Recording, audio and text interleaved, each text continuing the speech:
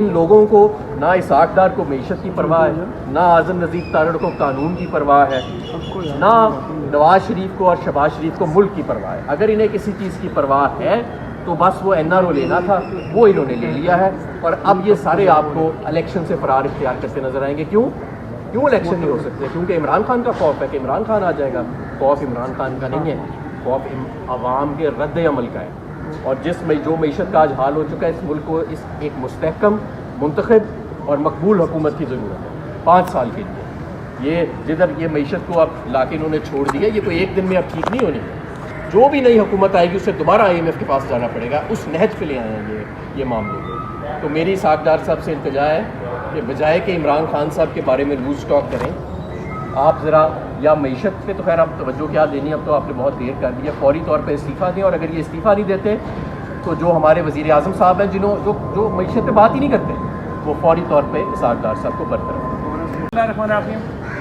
आज एक बड़ा दिन है और मैं ये समझता हूँ कि आज पाकिस्तान के आइन की फतह हुई है, पाकिस्तान के कानून की फतह हुई है, पाकिस्तान के अदालती निज़ाम की फतह हुई है।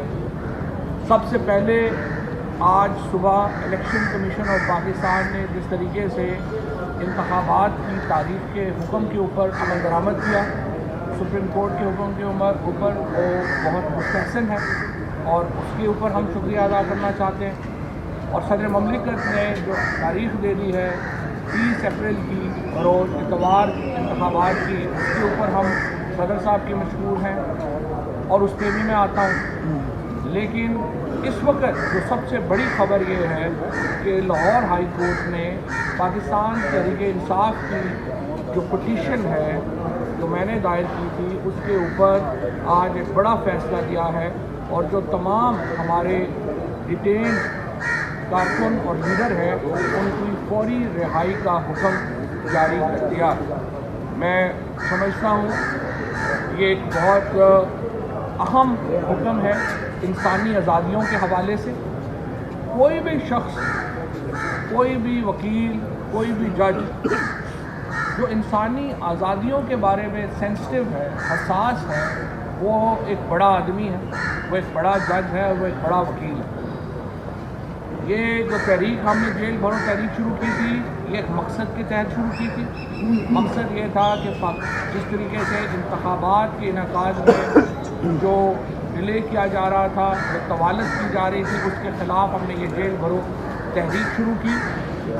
और ये एक बिल्कुल मुनफरद वाक़या हुआ पाकिस्तान में कि जब सैकड़ों लोगों ने अपने आप को, जिसमें लीडरशिप शामिल है, शाह महमूद कुरैशी साहब वो पहले शख्स थे जिन्होंने इस तहरीक में अपनी गिरफ़्तारी दी। उसके बाद असद उमर साहब थे, फिर आज़म सवाती साहब थे, फिर उसके बाद हमारी उमर चीमा साहब थे, उसके बाद हमारे मुराद रोज़, वलीद इकबाल, ये तमाम लोग जो थे वो सफ़े अव्वल की लीडरशिप होती। जुल्फ़ी बुखारी, जब रावलपिंडी का मामला आया तो जुल्फ़ी बुखारी ने सबसे पहले जो है वो गिरफ़्तारी दी, हमारे वहाँ के दोस्तों ने गिरफ़्तारी दी, मुल्तान में, हर जगह के ऊपर, गुजरांवाला में ये तहरीक आपको सामने नज़र आई।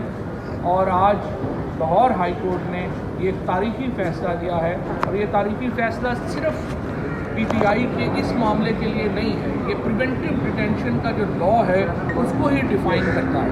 और जो ये तहरीक थी जेल भरो तहरीक के ऊपर, जिस तरीके से ह्यूमन राइट्स को आज प्रिजर्व किया गया, मुझे बहुत अफसोस है अपनी अथॉरिटीज़ के ऊपर, स्पेशली जेल अथॉरिटीज़ के ऊपर, कि किस तरह से उन्होंने पॉलिटिकल प्रिजनर्स के ऊपर, मैं आपको बताऊँ जब अंग्रेज़ों के ख़िलाफ़ हिंदुस्तान में ये तहरीक थी तो अंग्रेज़ों का सलूक हिंदुस्तान की क़यादत से बहुत बेहतर था बनिस्बत उसके जो हमारे पॉलिटिकल प्रिजनर्स के साथ किया गया।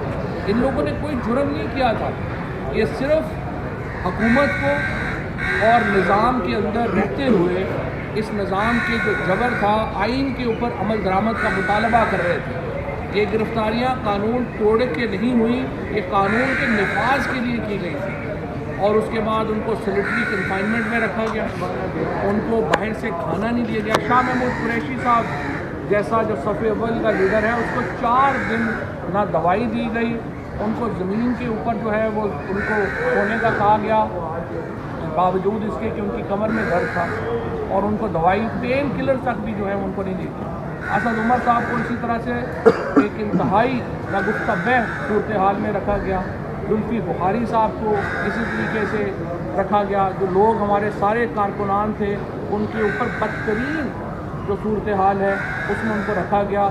उनको प्रिजनर्स वैन में लंबे लंबे जो दूर दराज की जेलें थी वहाँ पे भेजा गया। मकसद सिर्फ ये था कि वो तंग आ जाएं और वो लिख के दें कि हमें फौरी रिहाई चाहिए।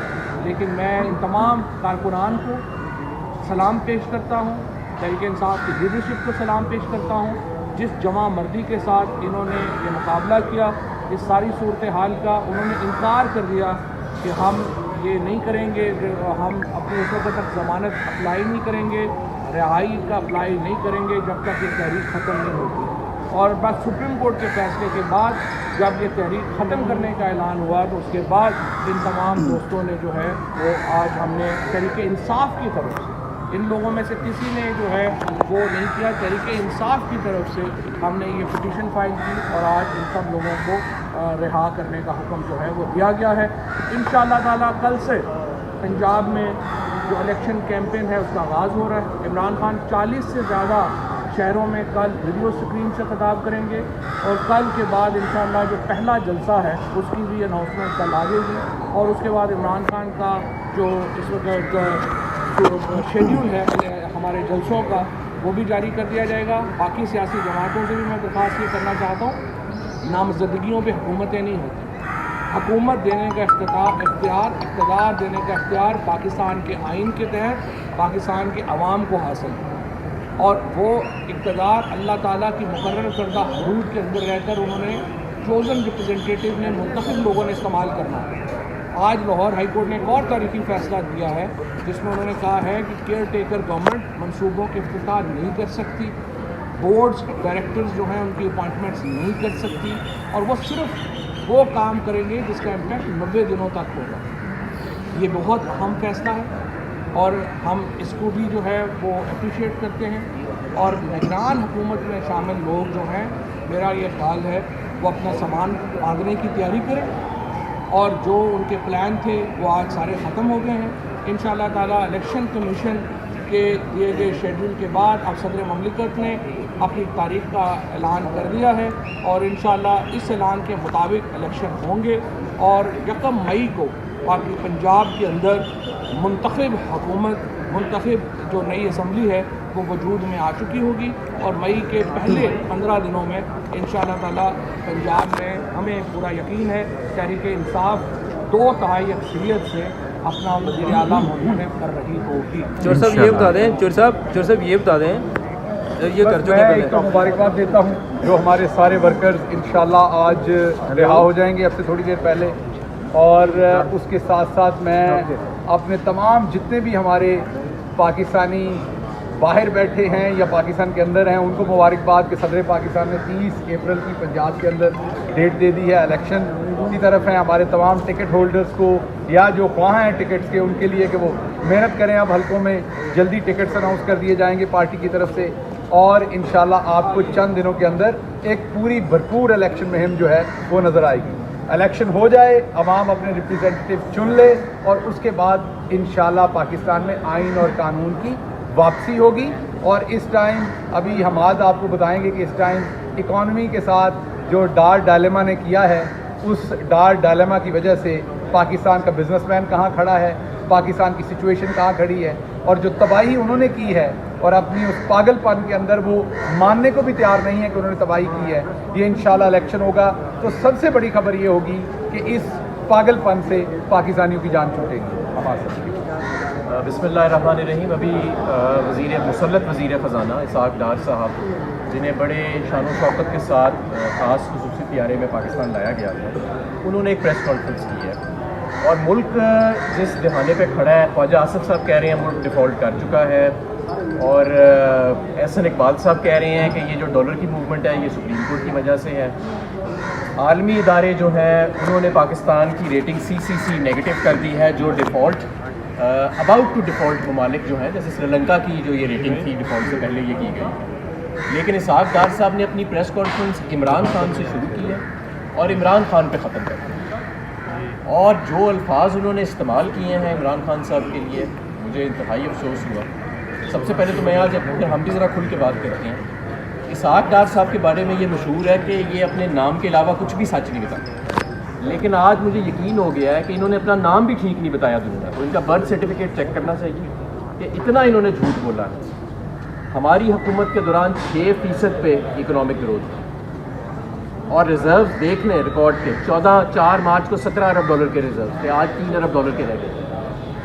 صرف جو انٹرسٹ ریٹ بڑھا ہے, شرح سود بڑھی ہے, اس سے 1500 سے 2000 ارب روپیہ سالانہ ہمیں ڈیٹ سروسنگ ہماری بڑھ گئی. اور ٹوٹل جو اس وقت آپ کا ٹیکس کا ریونیو کا ٹارگیٹ ہے وہ 7500 ارب. جو اس وقت عالمی ادارے لکھ رہے ہیں, چاہے آپ بلومبرگ کو دیکھ لیں, فائنینشیل ٹائمز کو دیکھ لیں, اکانومسٹ کو دیکھ لیں, جو وہ پاکستان, کیا وہ عمران خان کے کہنے پہ لکھ رہے ہیں؟ کیا یہ جو اسٹینڈرڈ اینڈ فچ اور موڈیز جو عالمی ادارے ہیں, کیا انہوں نے عمران خان کے کہنے پہ پاکستان کی جو معیشت ہے اس کو ڈاؤن گریڈ کیا ہے؟ حقیقت یہ ہے کہ جب ڈار صاحب نے اس ملک میں آنا تھا اس سے پہلے بھی سب نے وارننگ دی تھی کہ اس شخص کو 5 کلومیٹر کے ریڈیس میں فائنانس منسٹری کے نہیں آنا چاہیے, ان سے نہیں سمجھے گا. ان کا سارا کچھ تو ایمریٹ ہلز میں اور باہر پڑا ہے, اور ان کے آقاؤں کا بھی باہر پڑا ہے, زرداری کا بھی باہر پڑا ہے. جن لوگوں کا سارا سرمایہ پاکستان میں ہے, جینا مرنا پاکستان میں ہے, ماضی حال مستقبل سب پاکستان میں ہے, ان کے مستقبل کا سودا کیا انہوں نے اپنے این آر او کی خاطر. اور آج پاکستان کی جو معیشت ہے وہ صرف عمران خان نہیں کہہ رہا, ذرا سروے جا کے کر کے دیکھیں کہ لوگوں کا کیا حال ہے. کروڑوں لوگ غربت کی لکیر سے نیچے چلے گئے, لاکھوں لوگ بے روزگار ہو گئے. صرف ٹیکسٹائل انڈسٹری اکیلی میں 25 سے 30 لاکھ کی بے روزگاری ہو چکی ہے. 45 روپے سے لے کے 55 روپے تک یونٹ آ رہا ہے آپ کی مینوفیکچرنگ صنعت کو. تو کیا خاک یہاں پہ پروڈکشن ہوگی؟ اور آپ کا روپیہ کبھی 291 پہ چلا جاتا ہے, کبھی 262 پہ چلا جاتا ہے, آج پھر 280 کے قریب کھڑا ہے. اوپن مارکیٹ کا کوئی ریٹ نہیں ہے, ریمیٹنسز آپ کی گر رہی ہیں. اور موصوف نے پوری پریس کانفرنس میں بتایا ہی نہیں کہ IMF کے حوالے سے کیا حکمتیں ہیں. ساری قوم یہ جاننا چاہ رہی ہے کہ مفتاح اسماعیل صاحب جو سپتمبر کو اگست کے اینڈ میں یہ جو ایک IMF پروگرام کی ایکسٹینشن نیگوشیٹ کر کے گئے تھے, وہ تب سے رکی ہوئی ہے. اسحاق ڈار صاحب نے اس کے حوالے سے کوئی بتایا نہیں. مارکیٹس آپ کی بلیڈ کر رہی ہیں, معیشت آپ کی نیچے جا رہی ہے, اور وہ موصوف وزیر خزانہ آتے ہیں, عمران خان پہ بات شروع کرتے ہیں اور عمران خان پہ بات ختم کر کے چلے جاتے ہیں. ان کو استعفیٰ دینا چاہیے فوری طور کے اوپر.